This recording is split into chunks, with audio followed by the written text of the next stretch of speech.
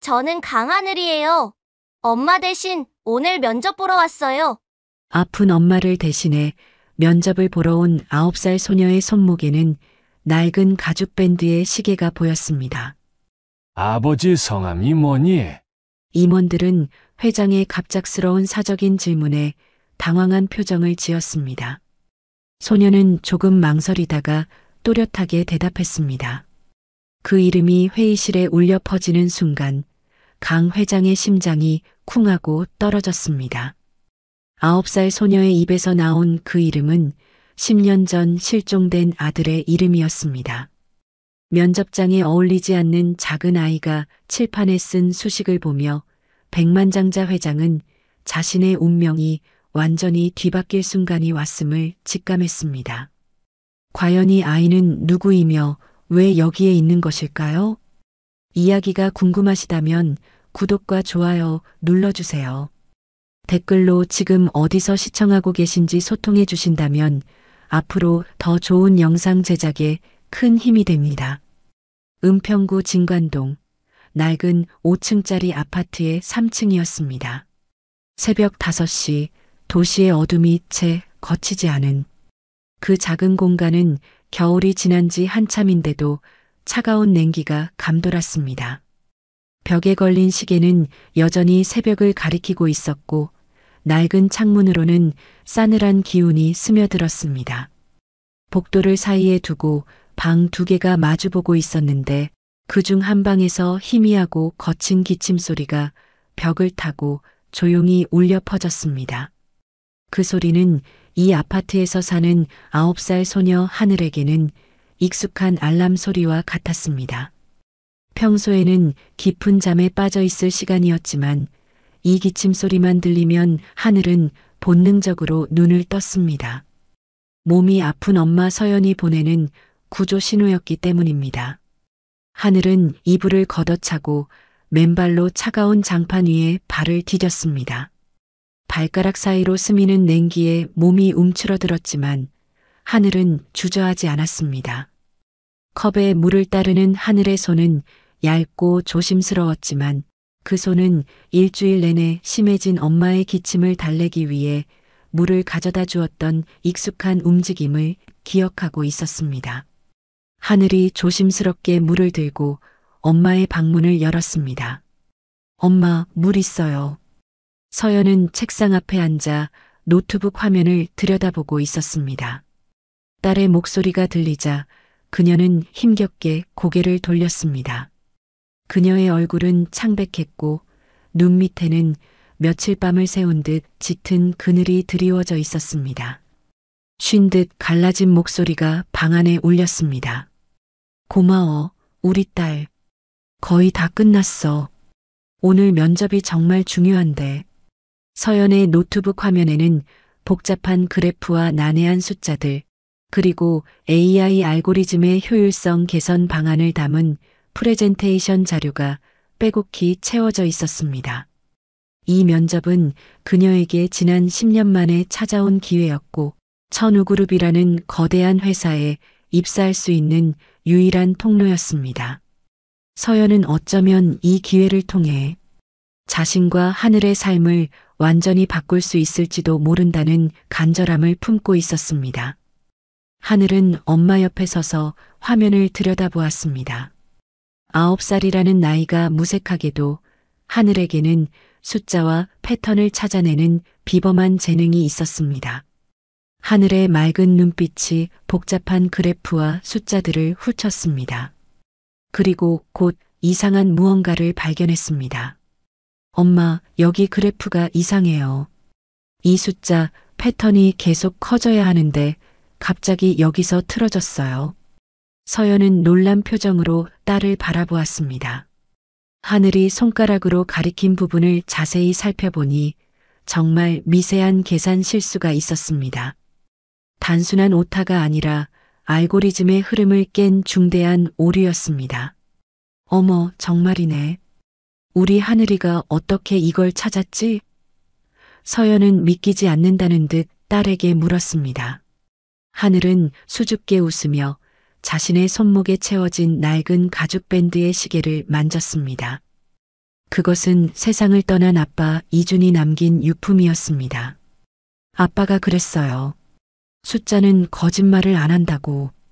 패턴이 깨지면 꼭 이유가 있대요. 서연은 그 순간 가슴이 뭉클해지는 것을 느꼈습니다.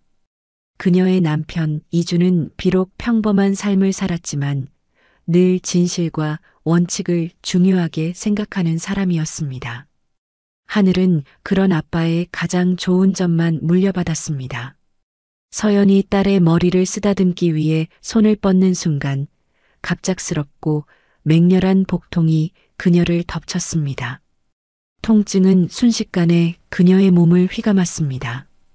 으윽! 서연은 고통에 찬 신음과 함께 배를 움켜잡았습니다.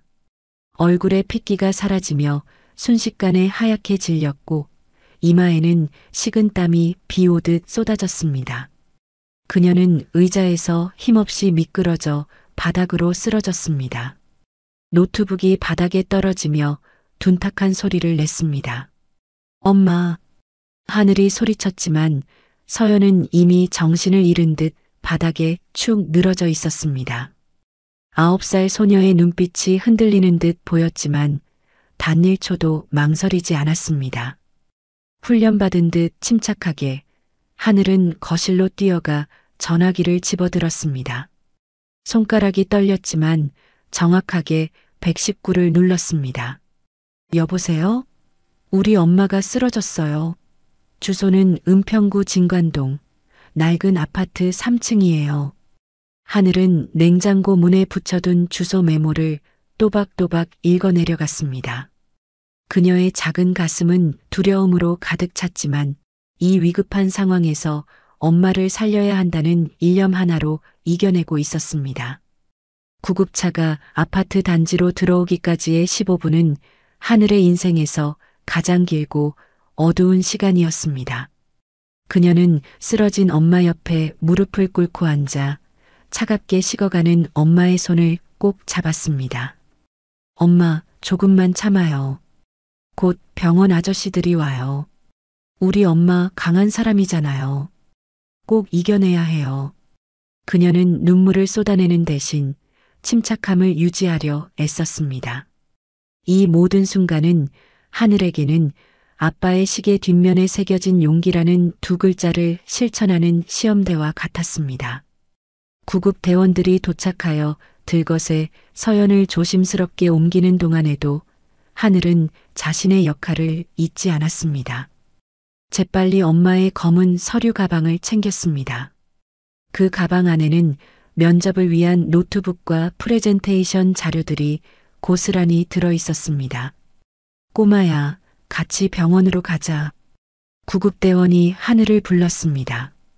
하늘은 엄마의 서류 가방을 등 뒤에 맨 채 구급차에 올랐습니다.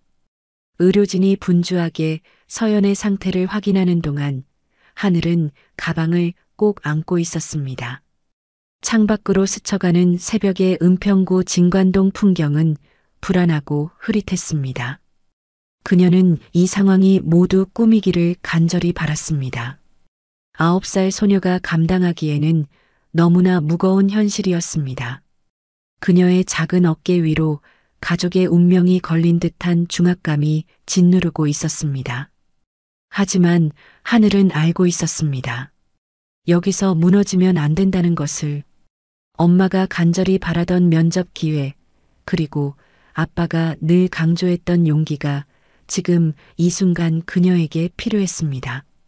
성심병원 응급실의 차가운 복도에는 형광등 불빛이 밤새도록 꺼지지 않고 있었습니다. 하늘은 플라스틱 의자에 앉아 있었는데 발이 바닥에 닿지 않아 허공에 대롱거렸습니다. 그녀는 엄마의 검은 서류 가방을 무릎 위에 올려놓고 양손으로 꼭 붙잡은 채였습니다. 시선은 오직 중환자실 문에 고정되어 있었습니다. 벌써 1시간이 넘게 지났습니다. 하늘은 불안감과 두려움 속에서 시간이 멈춘 듯한 고통을 느끼고 있었습니다. 매번 간호사가 복도를 지나갈 때마다 하늘은 고개를 들어 무언가를 물어보려 했지만 목소리가 나오지 않아 번번이 용기를 내지 못했습니다. 그녀는 긴장감을 달래기 위해 작은 손가락으로 아빠 이준이 남긴 낡은 시계를 계속 만지작거렸습니다. 시계 뒷면에는 작은 글씨로 아빠가 직접 새긴 용기라는 두 글자가 선명하게 남아 있었습니다. 하늘은 그 글자를 만지며 아빠의 존재를 느끼려 애썼습니다. 이서연님 보호자분 계세요? 갑작스러운 의사의 목소리에 하늘은 벌떡 일어섰습니다. 흰 가운을 입은 의사가 그녀를 바라보고 있었습니다. 하늘은 목소리가 떨리는 것을 감추기 위해 입술을 꽉 깨물며 대답했습니다. 저요? 저는 딸이에요. 강하늘입니다. 의사의 눈에 잠시 당황스러운 빛이 스쳤지만 이내 그는 무릎을 꿇고 하늘의 눈높이에 맞춰 앉았습니다. 그의 태도에 하늘은 조금이나마 안정감을 느꼈습니다. 하늘아, 엄마가 지금 수술을 받으셔야 해. 맹장이 터지기 직전이었거든. 내가 빨리 신고해줘서 정말 다행이야. 아주 위험한 상태였는데. 하늘의 눈가에 눈물이 맺혔지만 그녀는 꾹 참았습니다. 눈물이 흐르면 약해질 것 같았기 때문입니다. 대신 가방을 더욱 꽉 안으며 물었습니다. 엄마는 나을 수 있어요? 오늘 정말 중요한 면접이 있거든요. 의사는 하늘의 작은 어깨를 가볍게 두드려 위로했습니다. 수술은 잘 될 거야. 하지만 며칠은 입원해서 안정을 취해야 해. 면접은 다음에 봐도 돼. 그때 중환자실 복도에서 침대가 굴러오는 소리가 들렸습니다. 서연이 수술 준비를 마치고 수술실로 향하는 중이었습니다. 하늘은 재빨리 엄마 곁으로 달려갔습니다. 엄마.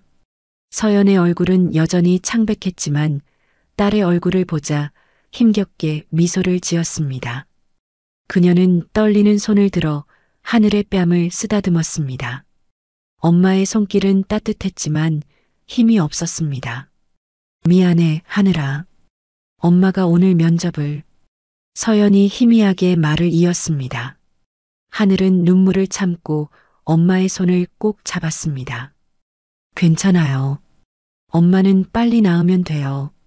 면접은 다음에 다시 봐도 되잖아요. 서연은 힘든 호흡을 고르며 눈을 감았다가 다시 떴습니다.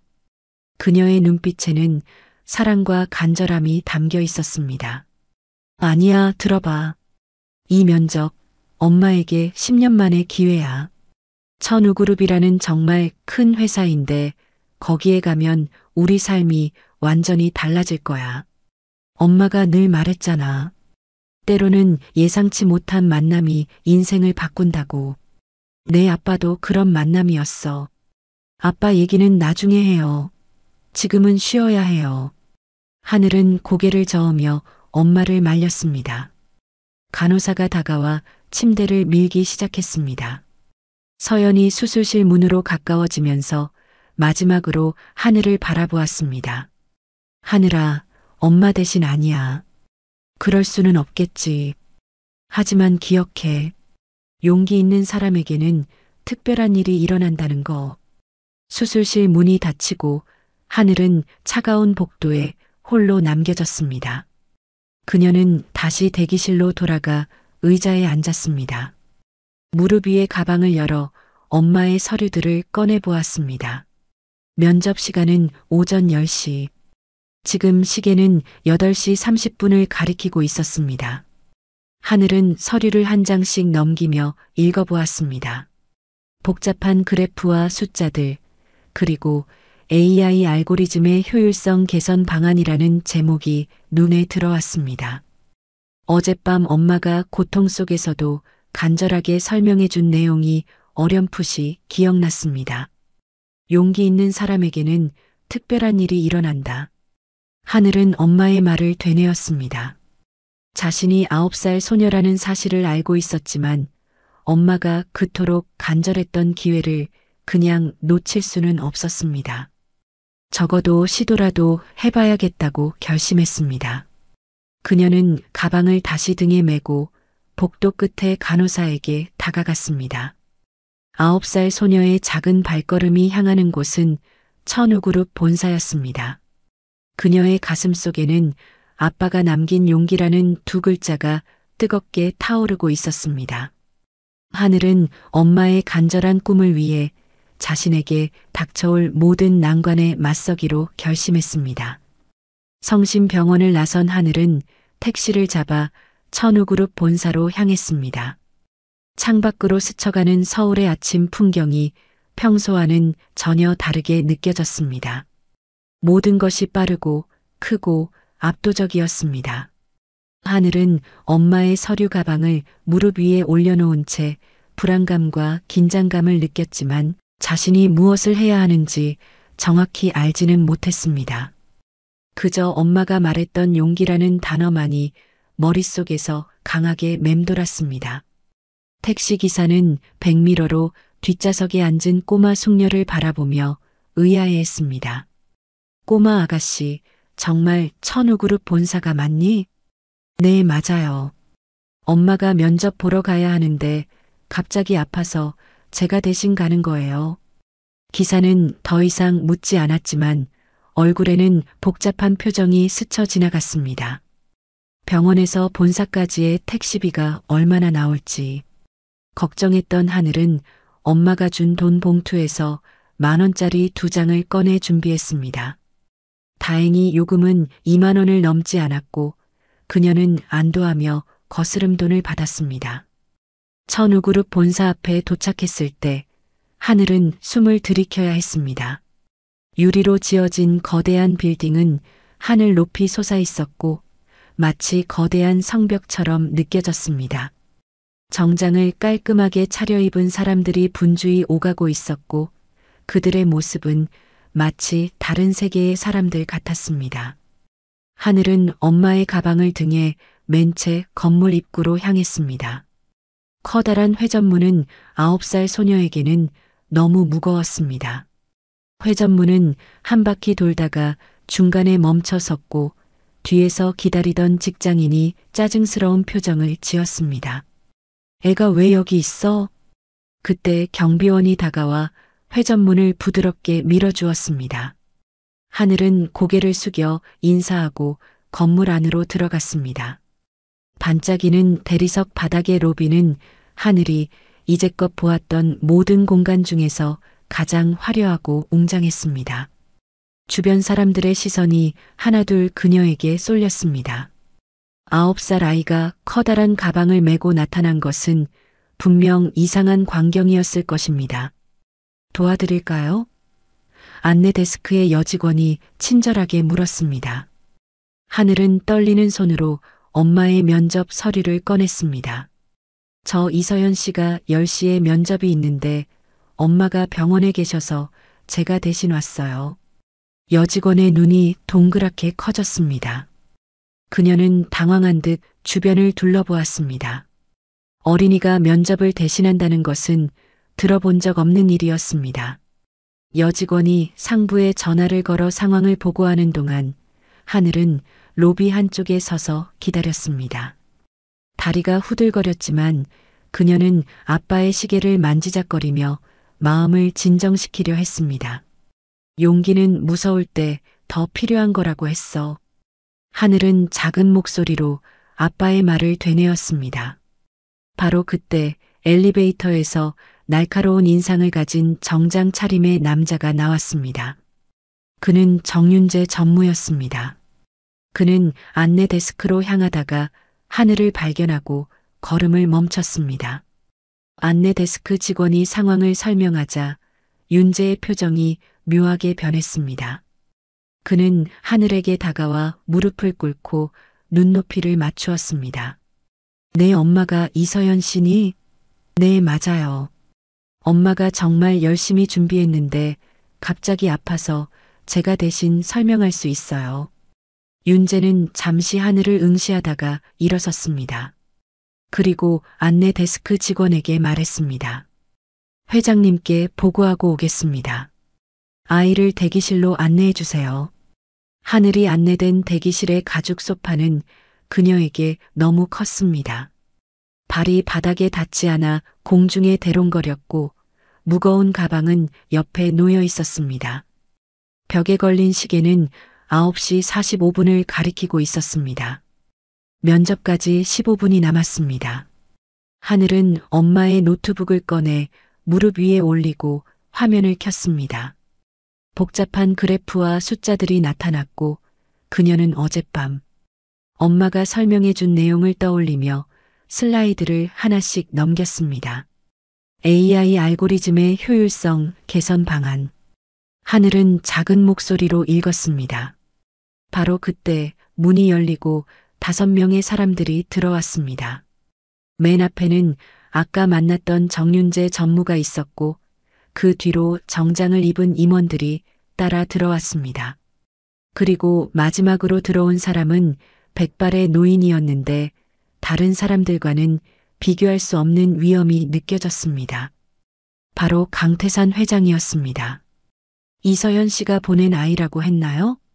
중년의 여성 임원 권지영이 의심스러운 눈빛으로 물었습니다. 하늘은 소파에서 내려와 고개를 숙였습니다. 네, 맞아요. 저는 강하늘이에요. 엄마가 갑자기 수술을 받게 되어서 어린이가 면접을 대신한다는 게 말이 됩니까? 다른 남자 임원이 불만스럽게 말했습니다. 그때 강 회장이 손을 들어 그들을 제지했습니다. 그의 깊은 눈빛이 하늘을 응시하고 있었습니다. 일단 들어보자. 어차피 시간은 정해져 있으니까. 강 회장의 한마디에 회의실의 공기가 순간 얼어붙었습니다. 하늘은 떨리는 손으로 노트북을 들고 앞으로 나갔습니다. 그녀의 작은 몸짓에는 엄마의 꿈을 지키려는 굳은 의지가 담겨 있었습니다. 이 면접은 9살 소녀의 용기가 시험받는 무대였습니다. 하늘은 노트북을 들고 회의실의 큰 화면 앞으로 나섰습니다. 정윤재 전무가 그녀를 도와 케이블을 연결해 주었습니다. 그는 하늘에게 격려의 작은 미소를 보내며 속삭였습니다. 천천히 해도 돼. 하늘은 심호흡을 하고 첫 번째 슬라이드를 띄웠습니다. 복잡한 알고리즘 구조가 화면에 나타났습니다. 그녀는 어젯밤 엄마에게 들었던 대로 또 그녀가 이해한 대로 설명을 시작했습니다. 엄마가 만든 이 알고리즘은 기존 방식보다 데이터 처리 속도가 30% 빠릅니다. 여기 보시면 하늘은 화면의 그래프를 손가락으로 가리키다가 갑자기 멈췄습니다. 그녀는 무언가 이상한 것을 발견했기 때문이었습니다.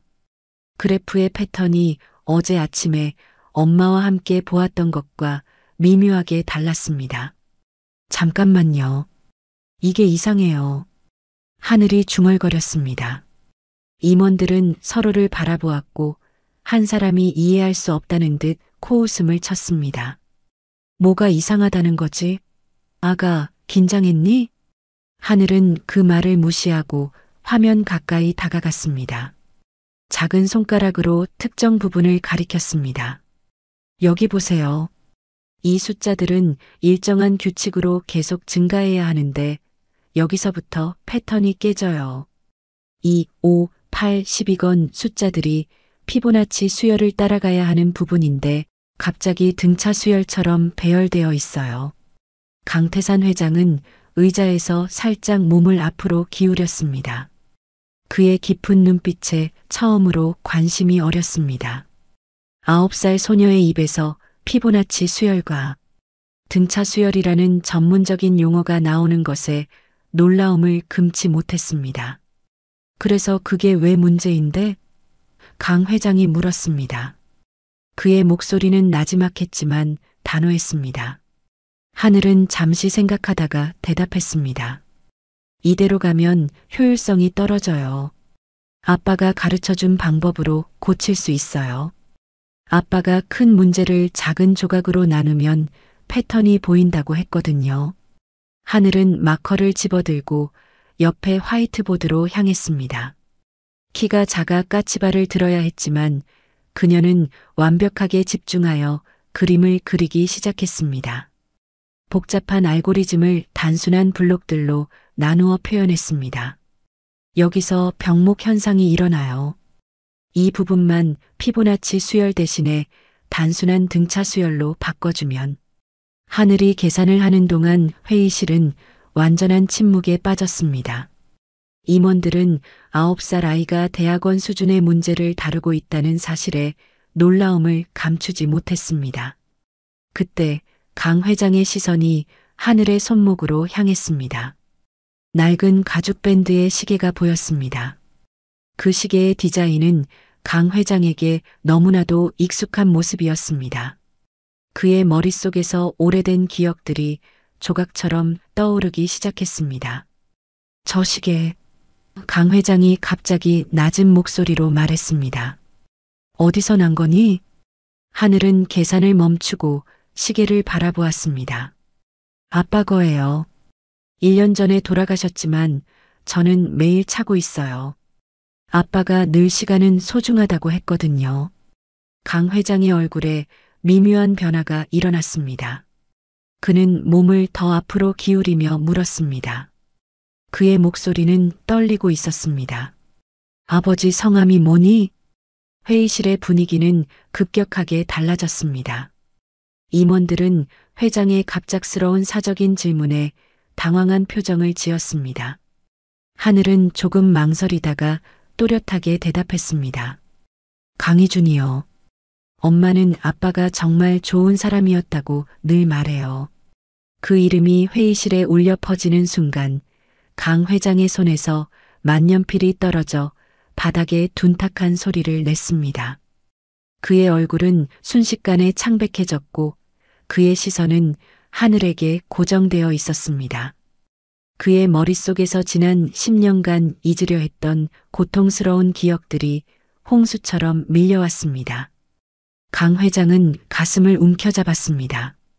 이 9살 소녀 강하늘의 입에서 나온 이름은 10년 전 아버지의 고집 때문에 곁을 떠났다가 실종된 그의 사랑하는 아들의 이름이었습니다. 이 면접장은 단순한 채용의 장소가 아니라 10년간 숨겨져 왔던 운명적인 진실이 밝혀지는 무대였습니다. 이 놀라운 만남은 그들의 삶을 완전히 뒤바꿔 놓을 것이었습니다. 강희준, 강태산 회장의 목소리는 걷잡을 수 없이 떨렸습니다. 그는 의자에서 일어나려다가 힘없이 주저앉았습니다. 손으로 가슴을 짚으며 숨을 고르려 했지만 호흡이 거칠어졌습니다. 마치 10년 동안 짓눌러 왔던 슬픔과 죄책감이 한꺼번에 터져 나오는 듯 했습니다. 정윤재 전무가 회장의 상태를 직감하고 재빨리 강 회장 곁으로 다가갔습니다. 회장님, 괜찮으십니까? 정신 차리십시오. 하늘은 갑작스러운 상황 변화에 놀라 한 발짝 뒤로 물러섰습니다. 화이트보드에 그려둔 알고리즘 그림은 그 뒤에 남겨졌고 그녀의 작은 손은 마커를 꽉 쥔 채 떨리고 있었습니다. 회장님이 우리 아빠를 아세요? 하늘이 조심스럽게 물었습니다. 강 회장은 떨리는 손으로 물잔을 집어들었습니다. 물을 한 모금 마신 후 그는 눈에 맺힌 눈물을 간신히 참으며 하늘을 다시 바라보았습니다. 그의 눈에는 놀라움, 슬픔, 그리고 희망이 뒤섞인 복잡하고 절절한 감정들이 소용돌이치고 있었습니다. 내 아버지가 정말 강희준이란 말이니? 권지영 재무이사가 끼어들었습니다. 그녀는 회장의 감정적인 동요를 경계했습니다. 회장님, 면접 중입니다. 개인적인 이야기는 나중에. 강 회장은 손을 들어 그녀를 제지했습니다. 그의 권위 있는 제스처에 임원들은 모두 입을 다물었습니다. 회의실에는 무거운 침묵이 흘렀습니다. 하늘은 엄마 서연이 보여주었던 아빠의 오래된 사진을 떠올렸습니다. 네, 맞아요. 1년 전에 병으로 돌아가셨지만요. 강 회장의 몸이 미세하게 흔들렸습니다. 그는 의자를 뒤로 밀고 창가로 걸어갔습니다. 창밖을 바라보며 감정을 추스르려 했지만 그의 어깨가 가볍게 떨리는 것을 하늘은 놓치지 않았습니다. 아버지가 아들을 잃었다고 생각했던 고통의 10년이 사실은 아들의 흔적이 이렇게 가까이에 있었다는 충격과 맞물리며 폭발하고 있었습니다. 회장님, 이 아이를 내보내고 정식 면접을 진행해야 합니다. 다른 남자 임원이 불만스럽게 말했습니다. 그때 강 회장이 돌아섰습니다. 그의 눈가에는 눈물이 맺혀 있었지만 목소리는 단호했습니다. 아니다.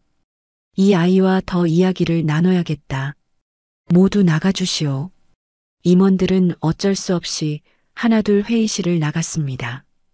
정윤재 전무는 나가기 전에 하늘의 어깨를 가볍게 두드려 주었습니다. 그의 눈빛에는 격려와 함께 깊은 연민이 담겨 있었습니다. 곧 회의실에는 강 회장과 하늘 단둘만 남았습니다. 강 회장은 천천히 하늘에게 다가가 무릎을 꿇었습니다. 9살 아이와 눈높이를 맞추기 위해서였습니다. 하늘아, 내 아버지에 대해 더 자세히 이야기해 줄 수 있니? 하늘은 고개를 끄덕였습니다. 아빠는 미국에서 살았대요. 엄마를 성심병원에서 만났고요. 아빠가 다쳐서 병원에 있을 때 엄마가 간호사였대요. 강 회장의 눈이 커졌습니다. 병원? 언제, 어디서? 잘 모르겠어요. 엄마가 자세히 말해주지 않았어요. 그냥 아빠가 기억을 잃었다가 다시 찾았다고만. 하늘이 말을 이어가려는 순간 회의실 문이 다시 열렸습니다. 정윤재 전무가 급한 표정으로 들어왔습니다. 회장님, 병원에서 연락이 왔습니다. 이 아이 어머니의 수술이 끝났다고. 강 회장은 벌떡 일어섰습니다. 그의 눈에는 결연한 의지가 담겨 있었습니다. 당장 병원으로 가자. 하늘아, 같이 가자. 내 엄마를 만나봐야겠다. 강 회장은 복도에 서 있는 임원들을 잠시 멈춰 세웠습니다. 그의 얼굴에는 10년 만에 찾아온 희망과 두려움이 동시에 어려 있었습니다. 이 아이가 내 손녀일지도 모른다. 그 한마디에 복도는 순간적으로 정적이 흘렀습니다. 하늘은 놀란 눈으로 강 회장을 올려다보았습니다. 손녀라니, 그게 무슨 말일까요? 9살 소녀의 작은 세계가 재벌 그룹 회장과의 운명적인 인연이라는 거대한 현실 앞에 흔들리기 시작했습니다. 그의 아들 이준이 살아있었다는 충격적인 진실, 그리고 그 아들의 흔적을 품은 손녀의 존재는 강 회장에게 10년 만에 찾아온 기적이었습니다. 천우그룹 본사를 빠져나온 검은 승용차는 성심병원을 향해 빠르게 달렸습니다. 뒷좌석에는 강태산 회장과 강하늘이 나란히 앉아 있었고 운전석에는 정윤재 전무가 긴장된 표정으로 운전하고 있었습니다. 차 안의 공기는 무겁고 팽팽했지만 강 회장의 가슴속은 10년의 세월을 뛰어넘어 다시 만난 아들의 흔적으로 뜨겁게 요동치고 있었습니다. 하늘은 창밖을 바라보며 혼란스러운 마음을 정리하려 했지만 갑자기 나타난 할아버지의 존재는 9살 소녀에게 너무나 벅찬 현실이었습니다. 강 회장은 하늘을 곁눈질로 바라보았습니다. 아이의 옆모습은 10년 전 아버지의 곁을 떠나갔던 아들 이준의 어린 시절 모습을 빼닮아 있었습니다. 똑같은 각도로 고개를 기울이는 습관, 깊은 생각에 잠길 때 아랫입술을 살짝 깨무는 모습까지도 이준과 닮아 있었습니다. 하늘아, 강 회장이 조심스럽게 말을 꺼냈습니다. 내 아버지가 혹시 왼쪽 어깨에 작은 흉터가 있었니? 하늘이 놀란 듯 강 회장을 바라보았습니다. 어떻게 아세요? 엄마가 그랬어요. 아빠가 어렸을 때 높은 데서 떨어져서 다친 것 같다고. 강 회장의 눈에 눈물이 맺혔습니다. 그는 떨리는 손으로 입을 가렸습니다. 정 전무가 백미러로 회장의 모습을 확인하며 조심스럽게 말했습니다. 회장님, 거의 확실해지고 있습니다. 아드님과 닮은 점이 너무 많습니다. 아, 성민아. 이준이가 살아있었다니. 내가 너무 늦게 알았구나. 하늘은 두 어른의 대화를 듣고 더욱 혼란스러워졌습니다. 자신의 작은 손으로 아빠의 시계를 만지작거렸습니다. 차가 병원 주차장에 도착했을 때 강 회장은 잠시 차 안에 앉아 있었습니다. 마치 병원 문을 들어서는 순간 모든 것이 기적이 아니라 현실이 될 것을 두려워하는 듯 했습니다. 할아버지, 하늘이 조심스럽게 불렀습니다. 강 회장은 그 호칭에 깜짝 놀랐습니다. 아, 죄송해요. 그냥 회장님이 그렇게 말씀하셔서. 아니다. 괜찮아. 강 회장은 하늘의 머리를 쓰다듬었습니다. 가자. 내 엄마를 만나야겠다. 병실 문 앞에서 하늘이 멈춰섰습니다. 잠깐만요. 엄마가 놀라실 것 같아요. 제가 먼저 들어가서 설명할게요. 강 회장은 고개를 끄덕였습니다. 현명하고 사려 깊은 손녀라고 생각했습니다. 하늘이 병실 문을 열고 들어가자 그는 정 전무와 함께 복도에서 기다렸습니다. 병실 안에서 이서연은 침대에 누워 있었습니다. 얼굴은 여전히 창백했지만 딸을 보자 희미하게 미소를 지었습니다. 하늘아, 어떻게 여기까지? 엄마, 저 면접 갔다 왔어요. 하늘이 엄마 곁으로 다가갔습니다. 서연의 눈이 커졌습니다. 뭐라고? 내가 어떻게? 하늘은 조심스럽게 오늘 있었던 일을 설명했습니다. 천우그룹 회장이 아빠의 이름을 듣고 놀랐다는 것, 그리고 자신을 손녀라고 했다는 것까지. 서연의 얼굴에서 핏기가 빠졌습니다. 그럴 리 없어. 이준 씨는 평범한 사람이었어. 부모님도 안 계시다고 했어. 바로 그때 병실 문이 열리고 강 회장이 들어왔습니다. 서연과 눈이 마주치는 순간 병실에는 무거운 침묵이 흘렀습니다. 서연은 강 회장의 얼굴을 보자마자 알아챘습니다. 하늘이 무언가에 집중할 때 보이는 그 진지한 눈빛이 바로 이 사람에게서 온 것임을 피는 속일 수 없었습니다. 회장님이 서연이 떨리는 목소리로 말했습니다. 이준 씨의 아버지십니까? 강 회장은 천천히 고개를 끄덕였습니다. 그의 눈에서 눈물이 흘러내렸습니다. 내 아들을 어디서 어떻게 만났습니까? 서연은 눈을 감았습니다. 10년 전의 기억이 물밀듯 밀려왔습니다. 이준 씨는 아버지와의 갈등 후 미국으로 갔었나 봐요. 그리고 10년 전 캘리포니아 산불 사고로 병원에 실려온 기억상실 환자였어요. 제가 그곳 세인트 병원에서 간호사로 일할 때 6개월 동안 이름도 모른 채 간호했던 그 남자가 바로 회장님의 아들이었습니다. 그녀는 힘겹게 말을 이어갔습니다. 말씀드릴 게 많습니다. 하지만 먼저 아셔야 할 것은 이준 씨는 정말 좋은 사람이었다는 거예요. 비록 기억을 잃었었지만. 한편 병실 문 밖 대기실에서는 정윤재 전무가 태블릿과 오래된 서류 파일을 들고 10년 전의 기록을 다시 살펴보고 있었습니다. 강 회장의 아들이 미국에 머물던 시기 캘리포니아 산불 실종 보고서가 그의 눈에 들어왔습니다. 수색 중단 결정, 그리고 미국 병원들의 환자 기록 요청 공문. 모든 답변이 해당 없음이었지만 미국 현지의 세인트 병원.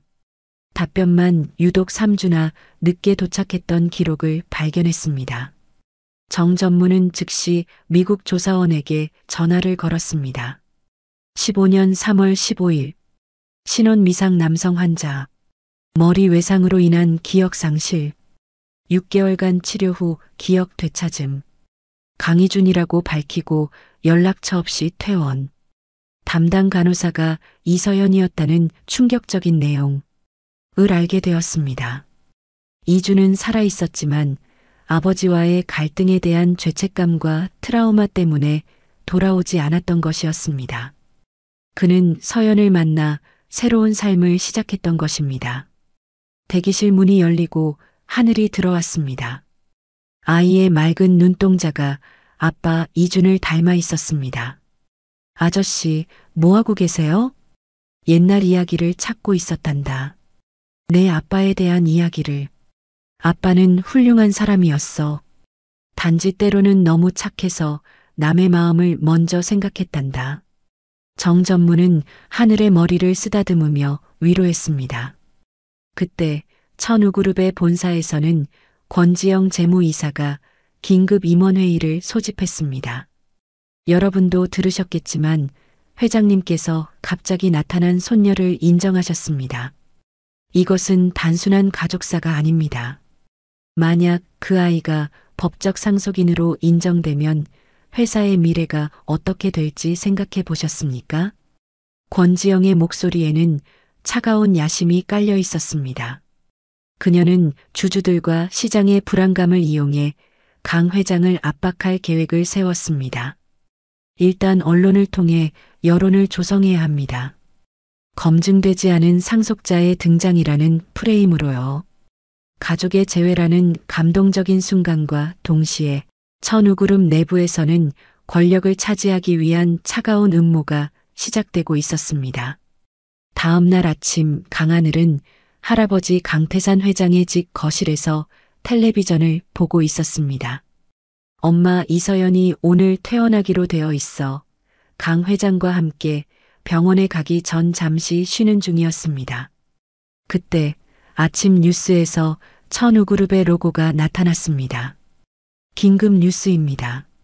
천우그룹에 갑작스럽게 등장한 후계자 논란이 일고 있습니다. 하늘의 눈이 커졌습니다. 화면에는 자신이 회사 건물로 들어가는 모습이 흐릿하게 나왔습니다. CCTV에 찍힌 사진이었습니다. 천우그룹 강태산 회장이 최근 9살 여자아이를 손녀로 인정했다는 소식이 전해졌습니다. 하지만 이 아이의 등장 시기와 배경에 대해 의문을 제기하는 목소리가 커지고 있습니다.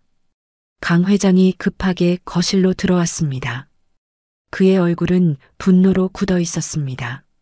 리모컨을 잡아 텔레비전을 끄려 했지만 하늘이 말렸습니다. 할아버지, 저게 다 뭐예요? 왜 이런 뉴스가 나와요?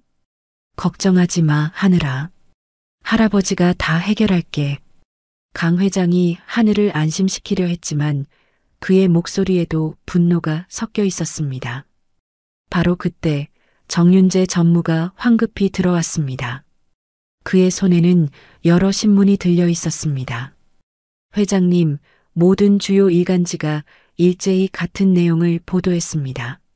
누군가 의도적으로 정보를 흘린 것 같습니다. 신문의 헤드라인은 충격적이었습니다. 천우그룹 경영권 승계 혼란, 검증되지 않은 상속자의 등장, 주주들의 우려 커져. 하늘은 신문을 보며 눈물이 그렁그렁했습니다. 제가 나쁜 아이인가요? 강 회장은 하늘을 꼭 안아주었습니다. 아니야. 넌 할아버지의 소중한 손녀야. 이건 나쁜 어른들이 하는 짓이란다. 정전무의 휴대폰이 울렸습니다. 그는 통화 후 심각한 표정으로 돌아섰습니다. 회장님, 주가가 장 시작과 동시에 급락하고 있습니다. 15%나 떨어졌습니다. 강 회장의 주먹이 떨렸습니다. 그는 권지영 이사의 지심을 직감했지만 지금은 하늘을 먼저 지켜야 했습니다.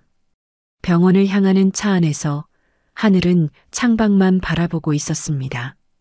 평소의 밝은 모습은 사라지고 작은 어깨가 축 처져 있었습니다.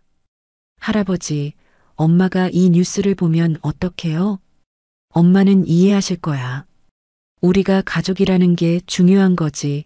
다른 사람들이 뭐라고 하든 상관없어. 강 회장은 손녀의 손을 꼭 잡았습니다.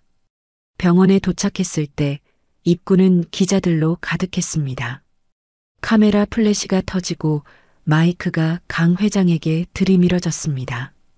강 회장님, 갑작스러운 상속자 인정에 대해 한 말씀 해 주십시오. 주주들의 반발에 대해 어떻게 생각하십니까? 아이의 신원이 확실한 겁니까? 하늘은 플래시 세례에 겁을 먹고 할아버지 뒤에 숨었습니다. 작은 몸이 부들부들 떨리고 있었습니다. 강 회장은 하늘을 보호하며 기자들을 밀치고 병원으로 들어갔습니다. 병실에서 서연은 이미 뉴스를 보고 있었습니다. 그녀의 얼굴은 창백했고 손에는 악의적인 댓글들이 가득한 휴대폰이 들려 있었습니다. 죄송합니다. 저 때문에 서연이 눈물을 흘리며 말했습니다. 아니요. 이건 내 책임이요. 내가 막았어야 했는데. 강 회장이 고개를 저었습니다. 그때 간호사가 들어와 기자들이 병원 로비까지 들어와 다른 환자들이 불편해하고 있다고 말했습니다. 하늘은 엄마 침대 옆에 앉아 작은 목소리로 말했습니다. 엄마, 우리가 여기 오면 안 됐나 봐요. 서연은 딸의 머리를 쓰다듬었지만 그녀의 손도 떨리고 있었습니다. 회복 중인 몸으로는 이런 스트레스가 너무나 버거웠습니다. 정 전무가 강 회장에게 다가왔습니다. 회장님, 긴급 이사회가 소집되었습니다. 권지영 이사가 주도하고 있습니다. 강 회장의 얼굴이 더욱 굳어졌습니다. 회사와 가족, 두 전선에서 동시에 싸워야 하는 절체절명의 상황이 된 것이었습니다. 하늘아, 엄마랑 잠시 있어줄래? 할아버지가 잠깐 다녀올게. 하늘은 불안한 눈빛으로 할아버지를 바라보았지만 고개를 끄덕였습니다. 강 회장이 나간 후 서연의 상태는 급격히 악화되었습니다. 스트레스로 인해 수술 부위에 합병증이 생긴 것이었습니다. 서연은 다시 응급수술을 받기 위해 중환자실로 옮겨졌습니다. 밤 10시, 하늘은 중환자실 문 앞에서 작은 의자에 홀로 앉아 있었습니다. 그녀의 작은 손은 아빠의 시계를 꼭 쥐고 있었습니다. 할아버지는 회사의 긴급 이사회 때문에 자리를 비운 상태였습니다. 아빠, 어떻게 해야 해요? 하늘이 시계를 보며 중얼거렸습니다. 복도 끝에서 정 전무가 걸어왔습니다. 이사회에서 권지영 측의 공격이 거세져 일부 이사들이 강 회장의 경영 능력에 의문을 제기하기 시작했다는 소식을 가져왔습니다. 하늘아, 혼자 있어서 무섭지 않니? 정 전무가 옆에 앉으며 물었습니다. 엄마 곁에 있어야 해요. 제가 없으면 엄마가 더 아플 것 같아요. 정 전무는 하늘의 머리를 쓰다듬었습니다. 그때 하늘의 주머니에서 작은 종이가 떨어졌습니다. 서연이 미리 써준 메모였습니다. 하늘아, 엄마가 만약 더 아프게 되면 이 주소로 가렴. 엄마의 친구 집이야. 하늘은 눈물을 흘리며 말했습니다. 엄마가 혹시 모른다면서 줬어요. 하지만 전 안 갈 거예요. 엄마 곁에 있을 거예요. 한편 천우그룹 이사회실에서는 격렬한 논쟁이 벌어지고 있었습니다. 권지영은 주가 하락 자료를 스크린에 띄우며 강 회장을 몰아붙였습니다. 회장님, 지금은 회사에 운명이 걸린 순간입니다. 그때 강 회장의 휴대폰이 울렸습니다. 병원에서 온 전화였습니다. 그의 얼굴이 순식간에 창백해졌습니다. 지금 당장 가봐야 합니다. 강 회장이 일어서며 말했습니다. 권지영이 차가운 미소를 지었습니다. 회장님, 회사보다 중요한 게 있습니다. 가족입니다. 강 회장은 회의실을 나섰습니다. 병원에 도착한 그는 중환자실 앞에서 무릎을 꿇고 기도하는 하늘을 발견했습니다. 하느님, 제발 우리 엄마를 살려주세요. 제가 뭐든 다 할게요. 할아버지 회사에 안 갈게요. 그냥 평범한 아이가 될게요. 제발. 강 회장은 눈물이 맺힌 채 하늘 옆에 무릎을 꿇었습니다. 하늘이 돌아보자 눈물로 범벅이 된 얼굴이 보였습니다. 할아버지, 엄마가 위험하대요. 강 회장은 하늘을 꼭 안았습니다. 모든 것을 잃을지도 모른다는 두려움이 그를 짓누르고 있었지만 그는 손녀의 작은 몸에서 힘을 얻었습니다. 이 절망적인 순간 강 회장은 자신의 모든 것을 걸고 가족을 지키기로 굳게 결심했습니다. 밤이 깊어지고 새벽빛이 성심병원 대기실 창문으로 스며들었습니다. 강하늘은 할아버지 강태산 회장 옆 의자에서 잠이 들었다가 갑자기 눈을 떴습니다. 꿈속에서 아빠 이준이 시계를 가리키며 웃고 있는 모습이 보였던 것 같았습니다. 하늘은 손목의 시계를 바라보았습니다. 새벽 5시. 그런데 이상하게도 시계 뒷면이 살짝 들떠 있는 것 같았습니다. 하늘은 조심스럽게 시계 뒷면을 만져보았습니다. 작은 홈에 손톱을 넣어 살짝 들어 올리자 낡은 뚜껑이 열렸습니다. 그 안에는 아주 작게 접힌 종이와 함께 오래된 사진 한 장이 들어 있었습니다. 사진 속에는 젊은 아빠 이준과 지금의 할아버지 강태산이 함께 환하게 웃고 있었습니다. 두 사람은 세상에서 가장 행복해 보였습니다. 하늘은 떨리는 손으로 종이를 펼쳤습니다. 아빠의 글씨가 선명했습니다. 아버지께 제가 돌아갈 용기가 없어서 이렇게라도 마음을 전합니다. 아버지를 원망한 적 없어요. 단지 제 길을 가고 싶었을 뿐입니다. 언젠가 아버지도 저를 이해해 주실 거라 믿어요. 그리고 만약 제게 아이가 생긴다면 꼭 아버지께 보여드리고 싶어요. 사랑합니다. 이준 올림. 하늘의 눈이 커졌습니다. 이것은 아빠가 할아버지께 전하지 못한 편지였습니다. 10년간 시계 속에 숨겨져 있던 아들의 진심이었습니다. 할아버지, 할아버지. 하늘이 강 회장을 흔들어 깨웠습니다. 강 회장이 눈을 뜨자 하늘은 떨리는 손으로 편지를 내밀었습니다. 아빠가 할아버지한테 쓴 편지예요. 시계 안에 있었어요. 강 회장은 편지를 받아들었습니다. 이준의 글씨를 보자마자 그의 손이 떨렸습니다. 한 줄 한 줄 읽어내려가며 그의 눈에는 굵은 눈물이 맺혔습니다. 이준아, 내가 날 원망하지 않았구나. 강 회장은 편지를 가슴에 안고 흐느꼈습니다. 10년의 죄책감과 오해가 단숨에 무너지는 순간이었습니다. 그때 정윤재 전무가 급하게 들어왔습니다. 그의 표정은 밝았습니다. 회장님, 미국에서 새로운 증거가 도착했습니다. 정 전무가 내민 서류에는 이준이 세인트 병원에서 퇴원할 때 작성한 서류의 복사본이었습니다. 그곳에는 이준에 잡힐 서명과 함께 언젠가 아버지께 돌아가고 싶습니다. 하지만 먼저 제 가족을 만들고 당당한 모습으로 찾아뵙겠습니다라는 메모가 적혀 있었습니다. 강 회장은 2개의 증거를 손에 들고 깊은 숨을 들이쉬었습니다. 이걸로 충분해. 이준이가 내 아들이었다는 것, 그리고 하늘이가 내 손녀라는 것을 증명할 수 있어. 권지영 그 여자의 음모를 끝낼 수 있어. 할아버지, 이제 나쁜 사람들을 이길 수 있어요? 하늘이 물었습니다. 강 회장은 손녀를 바라보며 결연한 표정을 지었습니다. 그래, 이제 반격할 차례야. 우리는 가족이니까. 가족은 함께 싸우는 거야. 그 순간 중환자실에서 간호사가 나왔습니다. 이서현 환자분이 의식을 회복하셨어요. 면회가 가능합니다. 하늘은 환한 미소를 지으며 중환자실로 뛰어갔습니다. 유리창 너머로 엄마가 약하게 남아 미소 짓는 것이 보였습니다. 서연은 딸을 보자 손을 들어 흔들었습니다. 천우그룹 본사 대강당은 수백 명의 기자들로 가득 찼습니다.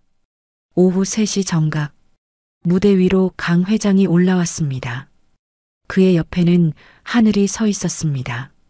두 사람의 모습에 카메라 플래시가 터졌습니다. 강 회장은 마이크 앞에 섰습니다. 그의 목소리는 차분하지만 단호했습니다. 오늘 저는 모든 진실을 말씀드리려 합니다. 제 아들 강희준과 제 손녀 강하늘에 대한 이야기입니다. 강 회장은 이준이 시계에 숨겨둔 편지를 꺼내 들었습니다. 그는 떨리는 목소리로 편지를 읽기 시작했습니다. 강당은 숨소리조차 들리지 않을 정도로 조용해졌고 기자들 사이에서는 훌쩍이는 소리가 새어나왔습니다. 편지를 다 읽은 강 회장은 눈물을 닦으며 말했습니다. 저는 아들에게 용서를 구합니다. 그리고 이제라도 그가 남긴 가족을 지키겠습니다. 그때 권지영 이사가 몇몇 임원들과 함께 강당 뒤쪽에서 소란을 일으켰습니다. 회장님, 감동적인 이야기지만 회사 경영과는 별개입니다. 강 회장은 그녀를 차갑게 바라보았습니다. 화면에 권지영이 언론에 허위 정보를 흘린 증거, 이메일, 통화 기록 등이 떴습니다. 권 이사, 당신은 자신의 야망을 위해 9살 아이를 공격했습니다.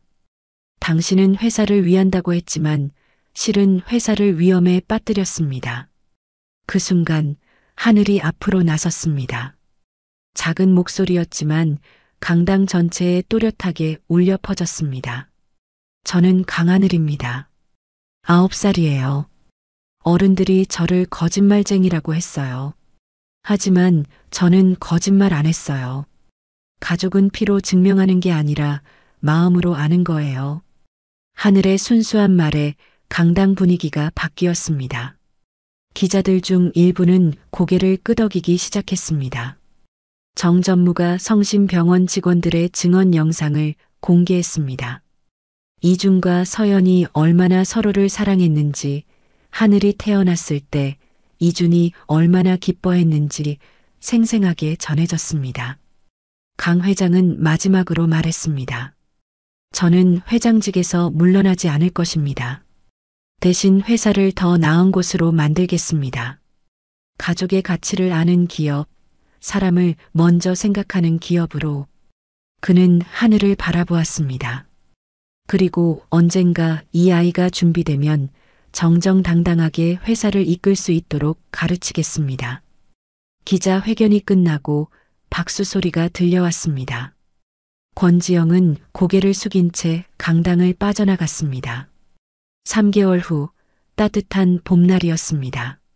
한강공원에 벚꽃이 만개했고 잔디밭 위에는 돗자리가 펼쳐져 있었습니다.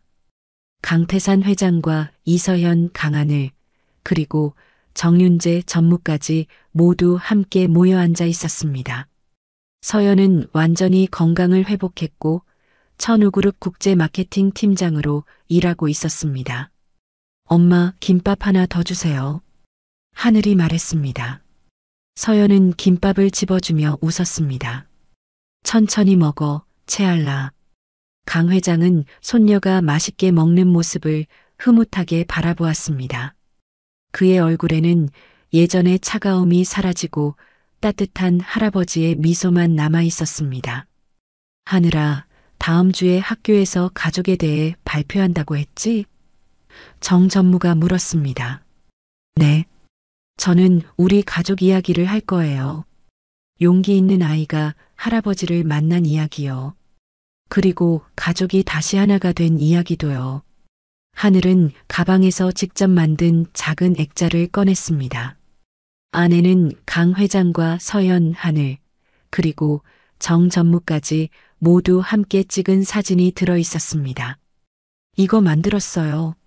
우리 가족 사진이에요. 강 회장은 액자를 받아 가슴에 품었습니다. 정말 예쁘구나. 할아버지 회장실에 놓아도 되겠니? 그럼요. 회사 사람들도 우리 가족 보여주세요. 강 회장은 손녀의 머리를 쓰다듬었습니다. 이준아, 내가 남긴 선물 덕분에 우리 모두가 행복해졌다. 그는 하늘과 서연의 손을 양쪽으로 잡았습니다. 해가 저물어갈 무렵 그들은 한강을 따라 천천히 걸었습니다. 할아버지, 내일 회사 가도 돼요? 이번엔 재무팀 아저씨들 도와드리고 싶어요. 숫자 계산하는 거 재밌어 보여요. 강 회장은 웃음을 터뜨렸습니다. 그럼 언제든지 와도 좋아. 차를 타고 집으로 돌아가는 길, 하늘은 창밖을 바라보며 생각했습니다. 이제는 모든 것이 달라졌습니다. 할아버지를 만났고 엄마는 건강해졌으며 새로운 가족도 생겼습니다. 엄마, 행복해요? 하늘이 물었습니다. 서연은 백미러로 딸을 바라보며 답했습니다. 응, 엄마는 정말 행복해. 하늘은 환하게 웃었습니다. 그녀의 작은 가슴 속에는 사랑하는 가족들과 함께하는 평범하고도 특별한 하루하루를 소중히 여기는 마음이 가득했습니다. 오늘 이야기를 끝까지 들어주셔서 감사합니다. 영상 보시고 느끼신 감정, 댓글로 함께 나눠주세요. 여러분의 한마디가 누군가에겐 큰 위로가 될 수 있습니다. 영상이 마음에 드셨다면 구독과 좋아요로 응원 부탁드립니다.